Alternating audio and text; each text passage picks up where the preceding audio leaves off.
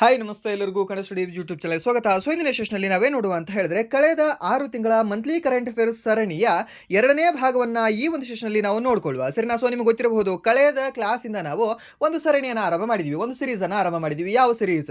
Last 6 ಮಂತಿನ monthly current ಅಫೇರ್ಸ್ನ ಸರಣಿ ಅಂತ ಹೇಳ್ಬಹುದು. ಸೊ ಈ ಸರಣಿಯಲ್ಲಿ ಎಷ್ಟು ಕ್ಲಾಸ್ಗಳು ಇರ್ತವೆ ಟೋಟಲಿ ಅಂದರೆ ನಿಮಗೆ 12 ಕ್ಲಾಸ್ಗಳು ಕಂಡು ಬರ್ತವೆ. ಸೊ ಮೀನ್ಸ್ 6 ತಿಂಗಳು ಇಂಟು 2 ಅಂತಂದ್ರೆ ನಿಮಗೆ 12 ಕ್ಲಾಸ್ಗಳು ಆಯಿತು. ಸೊ ಒಂದು ಕ್ಲಾಸಲ್ಲಿ ನಾವು ಟೋಟಲಿ ಎಷ್ಟು ಪ್ರಶ್ನೆಗಳನ್ನು ನೋಡ್ಕೊಳ್ತಿದ್ವಿ ಅಂತಾರೆ 60 ಪ್ರಶ್ನೆಗಳನ್ನು ಡಿಸ್ಕಷನ್ ಮಾಡ್ತಾ ಇದೀವಿ. ಸರಿನಾ? ಸೊ ಇದು ನಿಮ್ಗೆ ಗೊತ್ತಿರಲಿ. ಅಂದರೆ ನೆಕ್ಸ್ಟ್ ಇವಾಗ ಆಲ್ರೆಡಿ ಒಂದು ಕ್ಲಾಸ್ ಕಂಪ್ಲೀಟ್ ಆಗಿದೆ. ಆ ಒಂದು ಕ್ಲಾಸ್ನ ಯಾರು ನೋಡಿಲ್ಲ ಅಲ್ವಾ, ಪ್ಲೀಸ್ ನೀವು ಪ್ಲೇಲಿಸ್ಟಲ್ಲಿ ಹೋಗಿ ಚೆಕ್ ಮಾಡ್ಕೊಂಡು ನೋಡ್ಕೊಳ್ಳಿ. ಹಾಗೆ ಕಳೆದ 6 ತಿಂಗಳ ಹಾಗೆ ಸಮ್ 2025 ಇಂಪಾರ್ಟೆಂಟ್ ಕರೆಂಟ್ ಅಫೇರ್ಸ್ನ 400 ಟಾಪ್ 400 ಕರೆಂಟ್ ಅಫೇರ್ಸ್ನ ಕ್ಲಾಸ್ಗಳನ್ನು ಸಹ ಅಪ್ಲೋಡ್ ಮಾಡಲಾಗಿದೆ. ಅದನ್ನು ಯಾರು ನೋಡಿಲ್ಲ ಅಲ್ವಾ, ಪ್ಲೀಸ್ ನೀವು ಪ್ಲೇಲಿಸ್ಟಲ್ಲಿ ಹೋಗಿ ಚೆಕ್ ಮಾಡ್ಕೊಂಡು ನೋಡ್ಕೊಳ್ಳಿ. ಓಕೆ. ಆ್ಯಂಡ್ ಸಾಕಷ್ಟು ಜನ ಕಾಮೆಂಟ್ ಸಹ ಮಾಡಿದರೆ, ಆ್ಯಂಡ್ ದೆನ್ ಇವನ್ ಈ ಟೆಲಿಗ್ರಾಮಲ್ಲಿ ಡಿ ಎಮ್ ಸಹ ಮಾಡಿದ್ರಿ. ಎಂತ ಅಂದರೆ ಅಪ್ ಟು ಜೂನ್ವರೆಗೆ ಮಾಡಿಕೊಡಿ ಸರ್ ಅಂತ. ಸೊ ಅದು ಸ್ಟೇಟ್ಗೂ ಸಹ ಯೂಸ್ ಆಗುತ್ತೆ, ಆ್ಯಂಡ್ ದೆನ್ ಸೆಂಟ್ರಲ್ಗೂ ಸಹ ಯೂಸ್ ಆಗುತ್ತೆ. ಸ್ಟೇಟ್ ಅಸ್ಪಿರೆಂಟ್ ಇದ್ದೀನಿ ನಾನು, ಸೆಂಟ್ರಲ್ ಅಸ್ಪಿರೆಂಟ್ ಇದ್ದೀನಿ ನಾನು ಅಂತ ಸಾಕಷ್ಟು ಜನ ಕಾಮೆಂಟ್ ಮಾಡಿದ್ರಿ, ಆ್ಯಂಡ್ ದೆನ್ ಮೆಸೇಜ್ ಸಹ ಮಾಡಿದ್ರಿ. ಸೊ ಅದಕ್ಕೆ ನನ್ನ ಉತ್ತರ ಏನು ಅಂತಂದರೆ, ಓಕೆ, ಸಂಪೂರ್ಣವಾಗಿ ಮಾಡಿಕೊಡ್ತಕ್ಕಂಥ ಜವಾಬ್ದಾರಿ ನನ್ನದು. ಬಟ್ ಈ 12 ಕ್ಲಾಸ್ಗಳು ನಿಮಗೆ ಆಗಸ್ಟ್ 3 ಒಳಗೆ ಆಗ್ತದೆ ಅನ್ನೋದು ಸ್ವಲ್ಪ ಡೌಟ್. ಸರಿನಾ? ಸೊ ಆದ ಕಾರಣದಿಂದಾಗಿ ಸ್ವಲ್ಪ ಅಡ್ಜಸ್ಟ್ ಮಾಡ್ಕೊಳ್ಳಿ. ಸೊ ಆಗಸ್ಟ್ ನಂತರ ಆಗಿರಲಿ, ಒಟ್ಟಿನಲ್ಲಿ ನಿಮಗೆ ಕವರ್ ಆಗ್ತದೆ. ಸರಿನಾ? ಸೊ ಮೀನ್ಸ್ ಆಗಸ್ಟ್ 3ರ ನಂತರ ಆದರೂ ಸಹ ನಿಮಗೆ ಒಟ್ಟಿನಲ್ಲಿ ಕವರ್ ಮಾಡಿ ಕೊಡ್ತೇನೆ. ಸೊ ಸ್ಟೇಟ್ ಗೌರ್ಮೆಂಟ್ ಅವರಿಗೆ ಆಲ್ಮೋಸ್ಟ್ ಟೈಮ್ ಇದೆ. Okay. So civil P C ಇರಬಹುದು, ಐ ಥಿಂಕ್ ಆಗಸ್ಟ್ 2 or 3ಗೆ.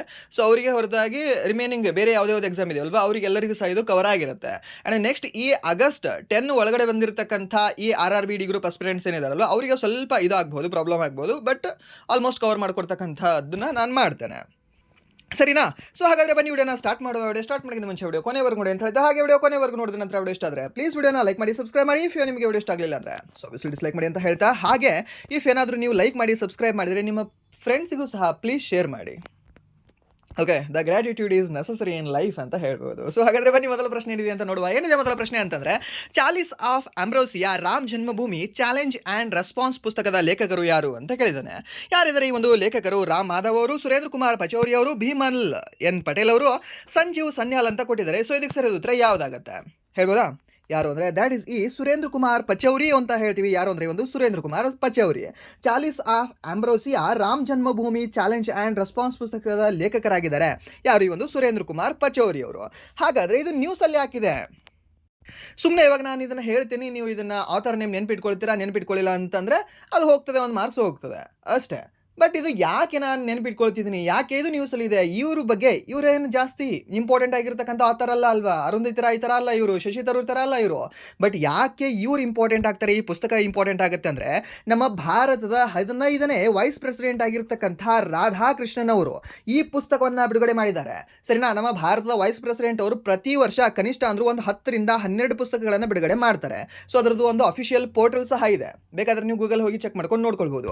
ಆ ಪೋರ್ಟಲ್ ಇರ್ತಕ್ಕಂಥ 10-12 ಪುಸ್ತಕಗಳ ಲೇಖಕರು ಹಾಗೆ ಅದನ್ನು ಬಿಡುಗಡೆ ಮಾಡಿರ್ತಕ್ಕಂಥ ಈ ವೈಸ್ ಪ್ರೆಸಿಡೆಂಟ್ ಇಬ್ಬರೂ ಸಹ ಇಂಪಾರ್ಟೆಂಟ್ ಆಗ್ತಾರೆ. ಸೊ ಅದಕ್ಕೆ ಆ ಒಂದು ಬುಕ್ ಲಿಸ್ಟ್ ನೀವು ನೋಡ್ಕೊಳ್ಬೇಕಾಗತ್ತೆ. ಸೊ ಅದರಲ್ಲಿ ಒಬ್ಬರು ಯಾರು ಅಂತಂದರೆ ಒಂದು ಸುರೇಂದ್ರ ಕುಮಾರ್ ಪಚೌರಿ ಅವರು ಬರೆದಿರ್ತಕ್ಕಂಥ ಚಾರ್ಲ್ಸ್ ಆಫ್ ಆಂಬ್ರೋಸಿಯಾ ಪುಸ್ತಕ ಅಂತ ಹೇಳ್ತೀವಿ. ಸರಿನಾ? ಸೊ ಇದು ನೆನ್ಪಿಟ್ಕೊಳ್ಳಿ.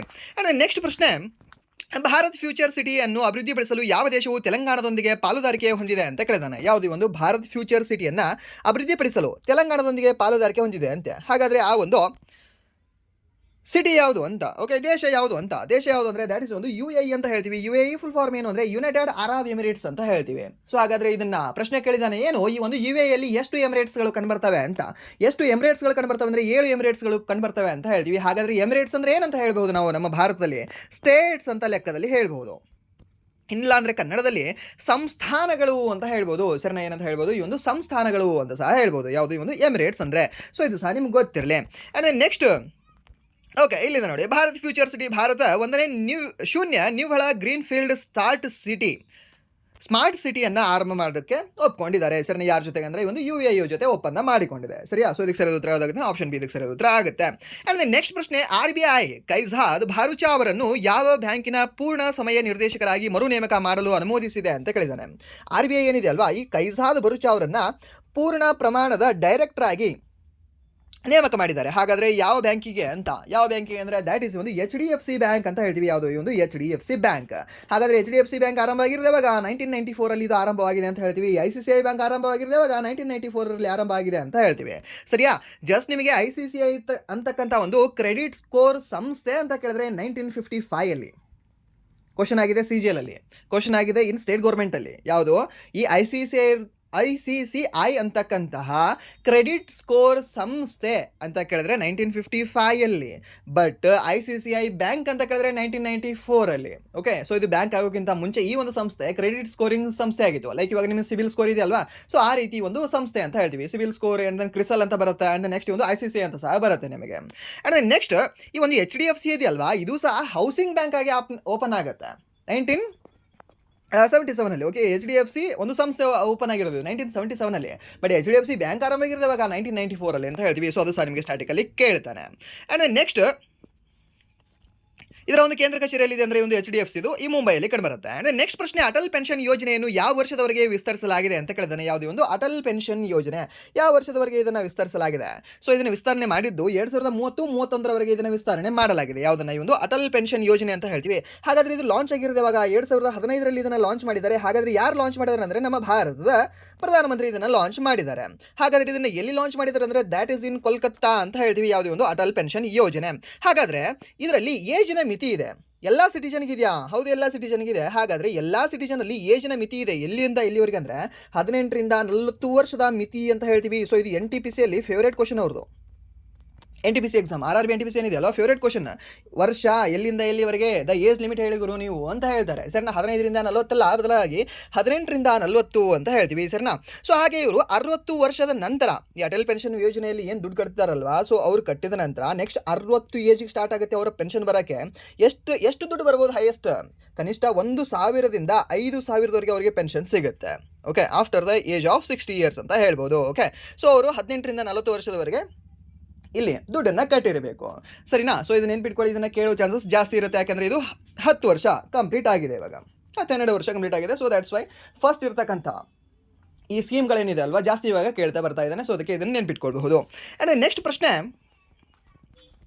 ಯಾವ ನಗರವು 10ನೇ ಸತತ ವರ್ಷದಲ್ಲಿ ವಿಶ್ವದ ಸುರಕ್ಷಿತ ನಗರವೆಂದು ಸ್ಥಾನ ಪಡೆದಿದೆ ಅಂತ ಕೇಳಿದಾನೆ. ಸುರಕ್ಷಿತ ನಗರ ಯಾವ ಒಂದು ನಗರ ಸ್ಥಾನ ಪಡೆದಿರಬಹುದು?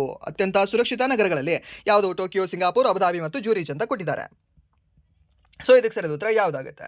ಯಾವುದು ಅಂದರೆ ದ್ಯಾಟ್ ಈಸ್ ಈ ಒಂದು ಅಬುಧಾಬಿ ಅಂತ ಹೇಳ್ತೀವಿ. ಯಾವುದು ಈ ಒಂದು ಅಬುಧಾಬಿ? ಈ ಅಬುಧಾಬಿ ಎಲ್ಲಿ ಕಂಡುಬರುತ್ತೆ? UAE ದೇಶದಲ್ಲಿ ಕಂಡುಬರುತ್ತೆ. ಸೊ ಇದೇನಾಗಿದೆ ಅಂತಂದರೆ ಸತತ 10ನೇ ವರ್ಷದಲ್ಲಿ ವಿಶ್ವದ ಸುರಕ್ಷಿತ ನಗರವೆಂದು ಸ್ಥಾನವನ್ನು ಪಡೆದಿದೆ. ಯಾವುದು ಈ ಒಂದು ಅಬುಧಾಬಿ? ಅಬುಧಾಬಿ ಅನ್ನೋದೇನು UAE ಕ್ಯಾಪಿಟಲ್ ಅಂತ ಸಹ ನಾವು ಹೇಳ್ತೇವೆ. ಓಕೆ, ಆ್ಯಂಡ್ ನೆಕ್ಸ್ಟ್ ಪ್ರಶ್ನೆ, ಇಂಡಿಯಾ AI ಇಂಪ್ಯಾಕ್ಟ್ ಸಮಿಟ್ 2026 ಎಲ್ಲಿ ಆಯೋಜಿಸಲಾಯಿತು ಅಂತ ಕೇಳಿದಾನೆ. ಈ ಒಂದು ಇಂಡಿಯಾ AI ಇಂಪ್ಯಾಕ್ಟ್ ಸಮಿಟನ್ನು ಎಲ್ಲಿ ಆಯೋಜನೆ ಮಾಡಲಾಗಿದೆ? ಎಲ್ಲಿ ಅಂದರೆ ಇದು ಎಲ್ಲರಿಗೂ ಸಹ ನಿಮಗೆ ಗೊತ್ತಿದೆ, ಗಾಲ್ಗೋಟಿಯಾ ಯೂನಿವರ್ಸಿಟಿ. ಸೊ ಜಾಸ್ತಿ ನ್ಯೂಸಲ್ಲಿತ್ತು. ಎಲ್ಲಿದೆ ಇದನ್ನು ಆಯೋಜನೆ ಮಾಡಿದ್ದು ಅಂದರೆ ನವದೆಹಲಿಯಲ್ಲಿ ಇದನ್ನು ಆಯೋಜನೆ ಮಾಡಿದ್ವಿ ಅಂತ ನಿಮಗೆ ಗೊತ್ತಿದೆ. ಓಕೆ, ಎಲ್ಲಿ ಅಂದರೆ ಒಂದು ನವದೆಹಲಿ. ನೆನ್ಪಿಟ್ಕೊಳ್ಳಿ ಇದನ್ನು. ಸೊ ಇದು ಇಂಪಾರ್ಟೆಂಟ್ ಆಗುತ್ತೆ. ನವದೆಹಲಿ ಯಾವ ಮಂತ್ ಅಂತ ಕೇಳೋದು ಚಾನ್ಸ್ ಸ್ವಲ್ಪ ಇರುತ್ತೆ. ಸೊ ಅದು ಮಂತ್ ಯಾವುದು ಅಂದರೆ ನಿಮಗೆ ಫೆಬ್ರವರಿ ಮಂತಲ್ಲಿ ಇದನ್ನು ಆಯೋಜನೆ ಮಾಡಲಾಗಿತ್ತು. ಇಂಡಿಯಾ AI ಇಂಪ್ಯಾಕ್ಟ್ ಸಮಿಟ್ ಅಂತ ಹೇಳ್ತೀವಿ. ಆ್ಯಂಡ್ ನೆಕ್ಸ್ಟ್ ಇದು ಮುಂದಿನ ವರ್ಷ ಎಲ್ಲಿ ನಡೆಯಲಿದೆ? ದ್ಯಾಟ್ ಈಸ್ ಇನ್ ಸ್ವಿಟ್ಜರ್ಲ್ಯಾಂಡಲ್ಲಿ ಅಂತ ಹೇಳ್ತೀವಿ. ಸರ್ನ ಎರಡನೇ ಒಂದು AI ಇಂಪ್ಯಾಕ್ಟ್ ಸಮಿಟ್ ಏನಿದೆ ಅಲ್ವಾ, ಅದು ಸ್ವಿಟ್ಜರ್ಲ್ಯಾಂಡಲ್ಲಿ ನಡೆಯಲಿದೆ. ಅದು ಸಹ ನಿಮ್ಗೆ ಗೊತ್ತಿರಲಿ. ಆ್ಯಂಡ್ ನೆಕ್ಸ್ಟ್ ಇದು ಟೋಟಲಿ ಎಷ್ಟು ಚಕ್ರಗಳನ್ನು ಹೊಂದಿದೆ ಅಂತ ನಿಮಗೆ ಕೇಳ್ಬೋದು. ಸೊ ಇದು ಟೋಟಲಿ 7 ಚಕ್ರಾಸನ್ನು ಹೊಂದಿದೆ. ಯಾವುದು? ಈ ಒಂದು AI ಇಂಪ್ಯಾಕ್ಟ್ ಸಮಿಟ್ ಅಂತ ಹೇಳ್ತೀವಿ. ಎಷ್ಟು? 7 ಚಕ್ರಾಸ್. ಸೊ ಆ ಒಂದು 7 ಚಕ್ರಾಸ್ ಯಾವ್ದು ಅಂತ ನೋಡುವ. ಓಕೆ, ಎಲ್ಲಿದೆ ನೋಡಿ, 7 ಚಕ್ರಗಳು.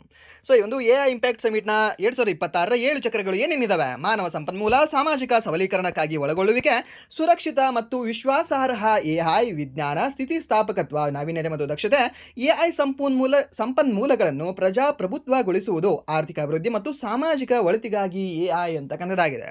ಸೊ ಎಲ್ಲ ಸಹ ನೆನಪುಳಿಯಲ್ಲ, ಕನ್ಫ್ಯೂಷನ್ ಆಗ್ತದೆ. ಬಟ್ ಒಂದು ನೆನಪಿಟ್ಕೊಳ್ಳಿ, ಏನು ಅಂದರೆ 7 ಮಹೇಂದ್ರ ಸಿಂಗ್ ಧೋನಿ. ಈಸಿಯಾಗಿ ನೆನಪುಳಿತದೆ. ಓಕೆ, ಆ್ಯಂಡ್ ನೆಕ್ಸ್ಟ್ ಇದರದ್ದು ಒಂದು ಥೀಮ್ ಕೇಳ್ಬೋದು ನಿಮಗೆ. ಏನಿದೆ ಥೀಮ್? ಸರ್ವಜನ ಹಿತಾಯ ಸರ್ವಜನ ಸುಖಾಯ ಅಂತ ಇರಬಹುದು. ಓಕೆ, ಸೊ ಇಂಗ್ಲೀಷಲ್ಲಿ ಕೇಳೋ ಚಾನ್ಸಸ್ ಸ್ವಲ್ಪ ಕಡಿಮೆ, ಬಿಕಾಸ್ ಯಾಕಂದರೆ ಅದನ್ನು ಹಿಂದಿಯಲ್ಲೇ ಇಟ್ಟಿದ್ರು ಆ ಒಂದು ಥೀಮ್. ಸೊ ಅದಕ್ಕೆ ನೆನ್ಪಿಟ್ಕೊಳ್ಳಿ, ಸರ್ವಜನ ಹಿತಾಯ ಸರ್ವಜನ ಸುಖಾಯ ಅಂತಕ್ಕಂಥದ್ದು ಈ ಒಂದು AI ಇಂಪ್ಯಾಕ್ಟ್ 2026 ಸಮಿಟ್ನ ಒಂದು ಥೀಮ್ ಆಗಿತ್ತು ಅಂತ. ಓಕೆ, ಆ್ಯಂಡ್ ನೆಕ್ಸ್ಟ್ ಪ್ರಶ್ನೆ, ಪಂಜಾಬ್ನ ಮೊದಲ ನಾಯಿ ಅಭಯಾರಣ್ಯವನ್ನು ಯಾವ ನಗರದಲ್ಲಿ ಸ್ಥಾಪಿಸಲಾಗಿದೆ ಅಂತ ಕೇಳಿದಾನೆ. ನಾಯಿ ಅಭಯಾರಣ್ಯ ಮೀನ್ಸ್ ಡಾಗ್ ಸೆಂಚುರಿ ಅಂತ ಹೇಳ್ಬೋದು ಇನ್ ಇಂಗ್ಲೀಷಲ್ಲಿ. ಸ್ವಲ್ಪ ಕ್ಲಾಸಿ ಅನಿಸುತ್ತೆ. ಸೊ ಎಲ್ಲಿ ಅಂದರೆ ದ್ಯಾಟ್ ಈಸ್ ಇನ್ ಲುಧಿಯಾನ ಅಂತ ಹೇಳ್ತೀವಿ. ಎಲ್ಲಿ ಅಂದರೆ ಒಂದು ಲುಧಿಯಾನದಲ್ಲಿ ಮೊದಲ ನಾಯಿ ಅಭಯಾರಣ್ಯವನ್ನು ಸ್ಥಾಪಿಸಲಾಗಿದೆ. ಎಲ್ಲಿ? ಲುಧಿಯಾನ. ಲುಧಿಯಾನ ಎಲ್ಲಿ ಕಂಡುಬರುತ್ತೆ? ಪಂಜಾಬಲ್ಲಿ ಕಂಡುಬರುತ್ತೆ. ಹರಿಯಾಣದಲ್ಲಿ ಕಂಡುಬರುತ್ತಾ? ಕಂಡು ಬರಲ್ಲ. ಓಕೆ, ಸೊ ಕನ್ಫ್ಯೂಷನ್ ಆಗ್ತದೆ. ಲುಧಿಯಾನ ಅಂತಂದರೆ ನಾವು ಸಮ್ ಹಿಸ್ಟ್ರಿ ಪಾರ್ಟಲ್ಲಿ ನಾವೇನು ಓದ್ಕೊಳ್ತೀವಿ ಅಂದರೆ ಈ ಹರಿಯಾಣದ ಭಾಗದಲ್ಲಿ ಅಂತ ಓದ್ಕೊಳ್ತೀವಿ. ನೀವು ಹಿಸ್ಟ್ರಿಯಲ್ಲಿ ಓದ್ಕೊಳ್ಳುವಾಗ ಆ್ಯಂಡ್ ದೆನ್ ಇನ್ನೊಂದು ಯಾವುದು ಅಂದರೆ ಇನ್ನು 8th ಮತ್ತು 9th ಸೆಂಚುರಿಯಲ್ಲಿ ಏನು ಹಿಸ್ಟ್ರಿ ಓದ್ಕೊಳ್ತೀರಲ್ವ, ಅಲ್ಲಿ ಲುಧಿಯಾನ ಅಂತಕ್ಕಂಥದ್ದು ಹರಿಯಾಣ ಅಂತ ಸ್ವಲ್ಪ ಓದ್ಕೊಂಡಿರ್ತೀರ. ಬಟ್ ಲುಧಿಯಾನ ಅಂತಕ್ಕಂಥದ್ದು ಕರೆಂಟ್ಲಿ ಎಲ್ಲಿ ಕಂಡುಬರುತ್ತೆ ಅಂದರೆ ನಿಮಗೆ ಈ ಒಂದು ಪಂಜಾಬಲ್ಲಿ ಕಂಡುಬರುತ್ತೆ. ಸೊ ಅಲ್ಲಿ ಫಸ್ಟ್ ಡಾಗ್ ಸ್ಯಾಂಚುರಿಯನ್ನು ಆರಂಭಿಸಲಾಗಿದೆ. ಓಕೆ, ಸೊ ಇಂಪಾರ್ಟೆಂಟ್ ಆಗುತ್ತೆ. ಹಾಗಾದರೆ ಮೊದಲ ಚಿಟ್ಟೆ ಅಭಯಾರಣ್ಯವನ್ನು ಎಲ್ಲಿ ಸ್ಥಾಪಿಸಲಾಗಿದೆ? ದ್ಯಾಟ್ ಈಸ್ ಈ ಒಂದು ಕೇರಳದ ಅರಳಂ ವನ್ಯಜೀವಿ ಅಭಯಾರಣ್ಯ ಅಂತ ಹೇಳ್ತೀವಿ. ಓಕೆ, ಸೊ ಇದು ಲುಧಿಯಾನ, ಅದು ಅರಳಂ, ಎರಡು ಸಹ ನಿಮ್ಗೆ ಗೊತ್ತಿರಲಿ, ಯಾಕಂದರೆ ಎರಡು ಸಹ ಫಸ್ಟ್ ಆಗಿದ್ದಾವೆ. ಆ್ಯಂಡ್ ನೆಕ್ಸ್ಟ್ ಪ್ರಶ್ನೆ, ಇತ್ತೀಚೆಗೆ ಪರಿಸರ ಸೂಕ್ಷ್ಮ ವಲಯವೊಂದು ಘೋಷಿಸಲಾದ ಕುಂಭಲ್ಘಾಡ್ ವನ್ಯಜೀವಿ ಅಭಯಾರಣ್ಯವು ಯಾವ ರಾಜ್ಯದಲ್ಲಿದೆ ಅಂತ ಕೇಳಿದ್ದಾನೆ. ಕುಂಭಲ್ಘಾಡ್ ಅಂತ ಕೊಟ್ಟಿದ್ದಾನೆ. ಕುಂಬಳಗೋಡಲ್ಲ, ಕುಂಬಳಗೋಡ್ ಕಂಡು ಬರ್ತಕ್ಕಂಥ ನಿಮಗೆ ಬೆಂಗಳೂರಲ್ಲಿ ಒಂದು ಏರಿಯಾ ಇದೆ ಅಲ್ವಾ. ಸೊ ಇದು ಕುಂಭಲ್ಘಾಡ್. ಕುಂಭಲ್ಘಾಡ್ ಎಲ್ಲಿ ಕಂಡು ಬರುತ್ತೆ ನಿಮಗೆ? ಈ ಒಂದು ಕುಂಭಲ್ಘಾಡ್ ವನ್ಯಜೀವಿ ಅಭಯಾರಣ್ಯ. ಸೊ ಇದು ಕಂಡು ಬರ್ತಕ್ಕಂಥದ್ದು ದ್ಯಾಟ್ ಈಸ್ ಇನ್ ರಾಜಸ್ಥಾನ ಅಂತ ಹೇಳ್ತೀವಿ. ಬಟ್ ಕುಂಭಲ್ಘಾಡ್ ರಾಜಸ್ಥಾನ ಅಂತ ನಮ್ಗೆ ಗೊತ್ತಿರುತ್ತೆ ಸಮ್. ಬಟ್ ಇದನ್ನು ಏನಂತ ಘೋಷಣೆ ಮಾಡಲಾಗಿದೆ ಅಂದರೆ ಪರಿಸರ ಸೂಕ್ಷ್ಮ ವಲಯವೊಂದು ಘೋಷಿಸಲಾಗಿದೆ. ಏನಂತ? ಎಕೋ ಸೆನ್ಸಿಟಿವ್ ಝೋನ್ ಅಂತ ಘೋಷಿಸಲಾಗಿದೆ. Okay, under which act? Environment protection act ಅಂತ ಹೇಳ್ತೀವಿ, 1986. ಪರಿಸರ ಸುರಕ್ಷತಾ ಕಾಯ್ದೆ ಅಂತ ಬರ್ಬೋದು. ಓಕೆ, ಸೊ ಈ ಒಂದು ಎನ್ವೈರನ್ಮೆಂಟ್ ಪ್ರೊಟೆಕ್ಷನ್ ಆ್ಯಕ್ಟನ್ನು ನೆನ್ಪಿಟ್ಕೊಳ್ಳಿ, 1986 ಬರುತ್ತೆ. ಆ್ಯಂಡ್ ನೂತನ ಅರಣ್ಯ ಕಾಯ್ದೆ ಹೋಗಿ ಬರುತ್ತೆ, 1988 ಬರುತ್ತೆ. ಹಾಗೆ ಅರಣ್ಯ ಕಾಯ್ದೆ ಹೋಗಿ ಬರುತ್ತೆ ನಿಮಗೆ 1980 ಬರುತ್ತೆ. ಹಾಗೆ ಮತ್ತೆ ಯಾವುದಂತ ಹೇಳ್ತೀವಿ, ಒಂದು ಜಲ ಕಾಯ್ದೆ ಹೋಗಿ ಬರುತ್ತೆ ನಿಮಗೆ 1974 ಬರುತ್ತೆ. ಹಾಗೆ ಈ ಒಂದು ಜಲ ಕಾಯ್ದೆಯ ಮೇಲೆ ಟ್ಯಾಕ್ಸ್ ಹೋಗಿ ಬರುತ್ತೆ ನಿಮಗೆ 1977 ಬರುತ್ತೆ. ಹಾಗೆ ಇನ್ನೊಂದು ಯಾವುದು ಬರುತ್ತೆ ನಿಮಗೆ? ವಾಯು ಮಾಲಿನ್ಯ ಕಾಯ್ದೆ ಯಾವಾಗ ಬರುತ್ತೆ? 1981. ಇದನ್ನೆಲ್ಲವೂ ಸಹ ಕೇಳಿದ್ದಾನೆ. ಎಲ್ಲವೂ ಸಹ ನಿಮಗೆ ಜಸ್ಟ್ ನಾನು ಫಾಸ್ಟಾಗಿ ಹೇಳ್ತಾ ಇರೋದ್ರಿಂದ ನಿಮಗೆ ಆ್ಯಂಡ್ ದೆನ್ ಫ್ಲೋದಲ್ಲಿ ಹೇಳ್ತಾ ಇರೋದ್ರಿಂದ ಓಕೆ ಸಮ್ ಇನ್ಫಾರ್ಮೇಷನ್ ಇರಬಹುದು ಅನ್ನಿಸ್ಬಹುದು, ಬಟ್ ಇದೆಲ್ಲವೂ ಸಹ ಎಕ್ಸಾಮಲ್ಲಿ ಕೇಳಿರ್ತಕ್ಕಂಥದ್ದೇ. ಓಕೆ, ಆ್ಯಂಡ್ ಇನ್ನೊಂದೇನು ಅಂತಂದರೆ ಕೆಲವರಿಗೆ ಕ್ಲಾಸ್ ಫಾಸ್ಟ್ ಆಗ್ತಾ ಇದೆ. ಓಕೆ, ಸೊ ಅವ್ರು ಏನು ಮಾಡಿ ಅಂತಂದರೆ ಪ್ಲೀಸ್ ನೀವು ಯೂಟ್ಯೂಬ್ ಫೀಚರ್ನ ಯೂಸ್ ಮಾಡ್ಕೊಳ್ಳಿ. ರೈಟ್ ಸೈಡ್ ಟಾಪಲ್ಲಿ ನಿಮಗೆ ಏನು 3 ಡಾಟ್ಸ್ ಇರುತ್ತಲ್ಲ, ಅದ್ರ ಮೇಲೆ ಕ್ಲಿಕ್ ಮಾಡ್ಕೊಂಡ್ರೆ ನಿಮಗೆ ಸ್ಪೀಡ್ ಅಂತ ಒಂದು ಆಪ್ಷನ್ ಬರುತ್ತೆ. ಆ ಸ್ಪೀಡ್ ಆಪ್ಷನಲ್ಲಿ ನೀವು 0.8x ಈ 0.85x ಅಲ್ಲಿ ನೀವು ಕ್ಲಾಸ್ ಇಟ್ಕೊಂಡು ಕೇಳ್ಬೋದು. ನಿಮಗೆ ಅದು ನಿಧಾನವಾಗಿ ಕೇಳಿಸುತ್ತೆ. ಓಕೆ, ಆ್ಯಂಡ್ ನೆಕ್ಸ್ಟ್ ಬನ್ನಿ. ನೆಕ್ಸ್ಟ್ ಏನಿದೆ? ಓಕೆ, 1986 ಕಾಯ್ದೆ ಅಡಿಯಲ್ಲಿ ಇದನ್ನು ಘೋಷಿಸಲಾಗಿದೆ. ಓಕೆ, ಪರಿಸರ ಸಂರಕ್ಷಣಾ ಕಾಯ್ದೆ ಅಂತ ಹೇಳ್ತೀವಿ ಇದನ್ನು. ಆ್ಯಂಡ್ ನೆಕ್ಸ್ಟ್ ಪ್ರಶ್ನೆ, ಜನವರಿ 2026 ಭಾರತೀಯ ಜನತಾ ಪಕ್ಷದ ರಾಷ್ಟ್ರೀಯ ಅಧ್ಯಕ್ಷರಾಗಿ ಯಾರನ್ನು ನೇಮಿಸಲಾಗಿದೆ ಅಂತ. ಓಕೆ, ಯಾರನ್ನ ನೇಮಿಸಲಾಗಿದೆ? ಯಾರನ್ನ ಅಂದರೆ ದ್ಯಾಟ್ ಈಸ್ ಒಂದು ನಿತಿನ್ ನಬೀನ್ ಅಂತ ಹೇಳ್ತೀವಿ. ಹೆಸರನ್ನ ಯಾರು ಅಂತಂದರೆ ಈ ಒಂದು ನಿತಿನ್ ನಬೀನ್ ಅಂತಕ್ಕಂಥ ವ್ಯಕ್ತಿಯನ್ನು ನೇಮಿಸಲಾಗಿದೆ. ಯಾವುದೇ ಒಂದು ಭಾರತೀಯ ಜನತಾ ಪಾರ್ಟಿಗೆ. ಹಾಗಾದರೆ ಈತ ಎಷ್ಟನೇ ಅಧ್ಯಕ್ಷ? 16ನೇ ಅಧ್ಯಕ್ಷ ಅಂತ ಹೇಳ್ತೀವಿ. ಓಕೆ, ಹಾಗಾದರೆ ಈತ ಯಾರನ್ನ ರಿಪ್ಲೇಸ್ ಮಾಡಿದರು? ಯಾರನ್ನ ಅಂತಂದರೆ ದ್ಯಾಟ್ ಈಸ್ ಒಂದು JP ನಡ್ಡಾ ಅಂತ ಹೇಳ್ತೀವಿ. ಯಾರು? ಒಂದು JP ನಡ್ಡಾ. ಸೋನಮ್ ವಾಂಗ್ಚುಕ್ ಅವರಿಗೆ ಎಂತ ಅದು ಒಂದು ಸ್ಪೂನಿಂದ ಏನೋ ಒಂದು ತಿನ್ಸೋಕ್ಕೆ ಟ್ರೈ ಮಾಡ್ತಿದ್ರು ಗೊತ್ತಾ ಇನ್ನು ಹಾಸ್ಪಿಟ್ಲಲ್ಲಿ, ಅದೇ ವ್ಯಕ್ತಿ JP ನಡ್ಡಾ. ಆ್ಯಂಡ್ ನೆಕ್ಸ್ಟ್ ಇನ್ನೂ ಗೊತ್ತಿರಲಿ ನಿಮಗೆ, ಈ BJPಯನ್ನು ಸ್ಥಾಪನೆ ಮಾಡಿರ್ತಕ್ಕಂಥ ವ್ಯಕ್ತಿಗಳು ಯಾರ್ಯಾರು? ಒಂದು ಅಟಲ್ ಬಿಹಾರಿ ವಾಜಪೇಯಿ ಅವರು, ಇನ್ನೊಂದು ಯಾರು ಅಂದರೆ ಈ LK ಅಡ್ವಾಣಿಯವರು ಅಂತ ಹೇಳ್ತೀವಿ. ಯಾರು? ಒಂದು LK ಅಡ್ವಾಣಿ. ಯಾಕೆ ಅದನ್ನು ಹೇಳ್ತಾ ಇದ್ದೀನಿ ಅಂದರೆ ಇವಾಗ ನ್ಯೂಸಲ್ಲಿ ಇದೆ ಅಲ್ವಾ, ಸೊ ಅದಕ್ಕೆ ಕೇಳೋ ಚಾನ್ಸ್ ಇರುತ್ತೆ, ನೆನ್ಪಿಟ್ಕೊಳ್ಳಿ ಇದನ್ನು. ಹಾಗೆ ನಮ್ಮ ಭಾರತದಲ್ಲಿ ಎಷ್ಟು ರಾಷ್ಟ್ರೀಯ ಪಕ್ಷಗಳಿದ್ದಾವೆ ಅಂತ ಕೇಳ್ತಾನೆ ನಿಮಗೆ. ಟೋಟಲಿ ಎಷ್ಟು ರಾಷ್ಟ್ರೀಯ ಪಕ್ಷಗಳಿದ್ದಾವೆ ಅಂದರೆ 6 ರಾಷ್ಟ್ರೀಯ ಪಕ್ಷಗಳಿದ್ದಾವೆ. ಹಾಗಾದರೆ ಯಾವ್ದು? First one Indian national Congress 1885. Second one ಯಾವುದು? CPI ಅಂತ ಹೇಳ್ತೀವಿ, ಕಮ್ಯುನಿಸ್ಟ್ ಪಾರ್ಟಿ ಆಫ್ ಇಂಡಿಯಾ ಅಂತ ಹೇಳ್ತೀವಿ, 1964. ಥರ್ಡ್ ಒನ್ ಯಾವುದು? Third one BJP. Okay, and next fourth one ಯಾವುದು? BSP ಅಂತ ಬರುತ್ತೆ, ಭಾರತೀಯ ಬಹು ಸಮಾಜ್ ಪಾರ್ಟಿ ಅಂತ ಬರ್ಬೋದು, ಅದು 1984. ಆ್ಯಂಡ್ ನೆಕ್ಸ್ಟ್ ಯಾವುದು ಬರುತ್ತೆ ಅಂದರೆ ಆಮ್ ಆದ್ಮಿ ಪಾರ್ಟಿ ಬರುತ್ತೆ 2012. ಆ್ಯಂಡ್ ನೆಕ್ಸ್ಟ್ ಇನ್ನೊಂದು ಯಾವುದು ಬರುತ್ತೆ ಅಂದರೆ ಈ ಒಂದು ನ್ಯಾಷನಲ್ ಪೀಪಲ್ಸ್ ಪಾರ್ಟಿ ಅಂತ ಬರುತ್ತೆ, NPP ಅಂತ ಬರುತ್ತೆ, ಇನ್ 2013. ಈ 6 ಸಹ ಇಂಪಾರ್ಟೆಂಟ್ ಆಗ್ತವೆ, ಕೇಳ್ತಾನೆ. ಸೊ ಈ ಒಂದು ರಾಷ್ಟ್ರೀಯ ಸ್ಥಾನಮಾನವನ್ನು ಯಾರು ಕೊಡ್ತಾರೆ ಅಂತ ಕೇಳ್ತಾನೆ. ಅದನ್ನು ಈ ಎಲೆಕ್ಷನ್ ಕಮಿಷನ್ ಅವ್ರು ಏನಿದಾರಲ್ಲ ಅವರು ಘೋಷಣೆ ಮಾಡ್ತಾರೆ. ಇದು ರಾಷ್ಟ್ರೀಯ ಪಕ್ಷ ಇದೆ, ಇದು ರಾಷ್ಟ್ರೀಯ ಪಕ್ಷ ಅಲ್ಲ, ಹಾಗೆ ಹೇಗೆ ಅಂತ. ಆ್ಯಂಡ್ ನೆಕ್ಸ್ಟ್ ಪ್ರಶ್ನೆ, ಹೊಸ ಒಪ್ಪಂದ ನಂತರ ಯಾವ ದೇಶವು ಭಾರತದ 2ನೇ ಅತಿ ದೊಡ್ಡ LNG ಪೂರೈಕೆದಾರವಾಯಿತು ಅಂತ ಕೇಳಿದ್ದಾನೆ. LNG, LPG ಅಲ್ಲ, ಇದು LNG. LNG ಅಂತಂದರೆ ಏನು? ಲಿಕ್ವಿಫೈಡ್ ನ್ಯಾಚುರಲ್ ಗ್ಯಾಸ್ ಅಂತ ಹೇಳ್ತೀವಿ. Liquefied natural gas. Okay, petroleum gas ಅಲ್ಲ, ನ್ಯಾಚುರಲ್ ಗ್ಯಾಸ್. ಸೊ ಇದರಲ್ಲಿ ಭಾರತದ 2ನೇ ಅತಿ ದೊಡ್ಡ ಪೂರೈಕೆ ರಾಷ್ಟ್ರ ಯಾವುದಾಗಿದೆ ಅಂತ. ಯಾವುದಂದರೆ ಅಗೇನ್ UAE ದೇಶ. ಯಾವ ದೇಶ ಅಂತ ಹೇಳ್ತೀವಿ? ಒಂದು UAE ದೇಶ ಅಂತ ಹೇಳ್ತೀವಿ. ಹಾಗಾದರೆ ಮೊದಲ ಸ್ಥಾನದಲ್ಲಿ ಯಾವುದು ಇದೆ ಈ ಒಂದು LNGಯಲ್ಲಿ? ದ್ಯಾಟ್ ಈಸ್ ಒಂದು ಕತಾರ್ ಅಂತ ಹೇಳ್ತೀವಿ. ಯಾವ ದೇಶ? ಒಂದು ಕತಾರ್ ದೇಶ. ಹಾಗಾದರೆ ಎರಡನೇದು ಯಾವುದಿದೆ? ದ್ಯಾಟ್ ಈಸ್ ಒಂದು UAE ಅಂತ ಹೇಳ್ತೀವಿ. ಯಾವುದು? UAE. ಆ್ಯಂಡ್ ದೆನ್ ಲಾಸ್ಟ್ ಈ AE ಕ್ವಶನ್ ಪೇಪರ್ ನೀವು ಸಾಲ್ವ್ ಮಾಡಿದ್ರಾ? ಅನಲಿಸಿಸ್ ಮಾಡಿದ್ರಾ?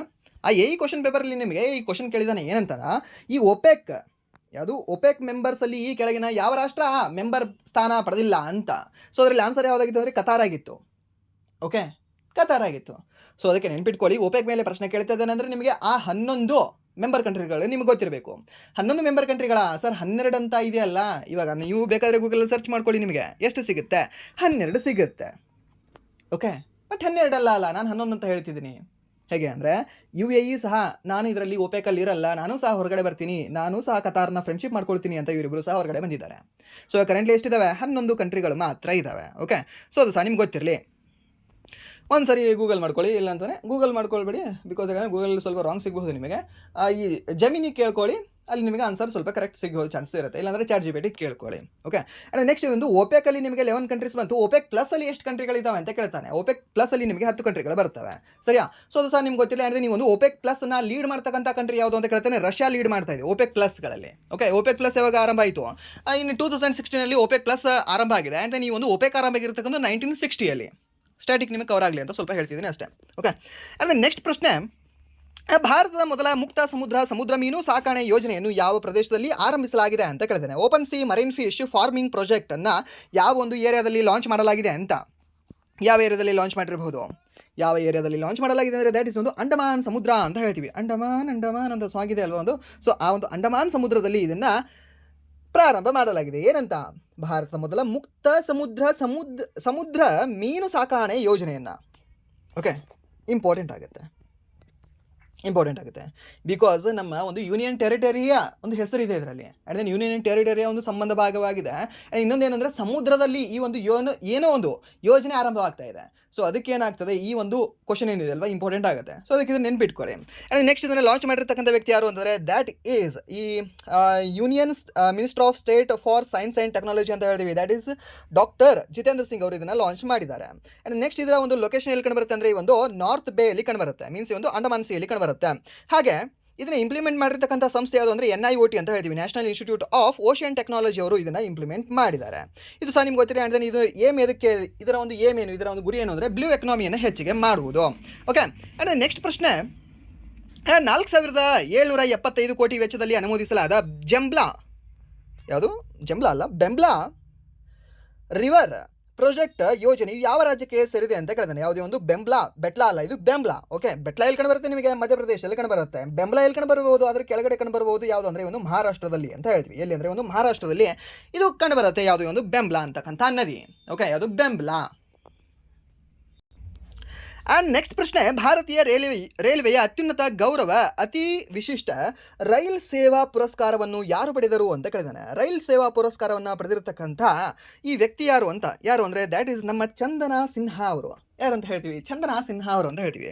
ಸೊ ಚಂದಿದ್ದಾರೆ ಅಂತ ಅವ್ರಿಗೆ ಏನು ಕೊಟ್ಟಿದ್ದಾರೆ ಅಂದರೆ ಒಂದು ಅತಿ ವಿಶಿಷ್ಟ ರೈಲ್ ಸೇವಾ ಪುರಸ್ಕಾರ ಕೊಟ್ಟಿದ್ದಾರೆ. ಯಾರು, ಭಾರತೀಯ ರೈಲ್ವೆ. ಓಕೆ, ಸೊ ಈಗ ನೆನ್ಪಿಟ್ಕೊಳ್ಳಿ, ಈಗ ನಿಮಗೆ ನೆನಪುಳಿಯೋ ಚಾನ್ಸಸ್ ಇರುತ್ತೆ. ಆ್ಯಂಡ್ ದೆನ್ ಅವರ ಯಾವ ವರ್ಕಿಗೆ ಅಂದರೆ ಚೈಲ್ಡ್ ಟ್ರಾಫಿಕಿಂಗ್ ಪ್ರಿವೆಂಟ್ ಮಾಡೋದ್ರಲ್ಲಿ ಅವರು ಸ್ವಲ್ಪ ಜಾಸ್ತಿ ವರ್ಕ್ ಮಾಡಿದ್ದಾರೆ. ಯಾರು ಅಂದರೆ ಒಂದು ಚಂದನಾ ಸಿನ್ಹಾ ಅವರು. ಸೊ ಇದನ್ನು ಸಹ ನೀವು ನೆನ್ಪಿಟ್ಕೊಳ್ಳಿ.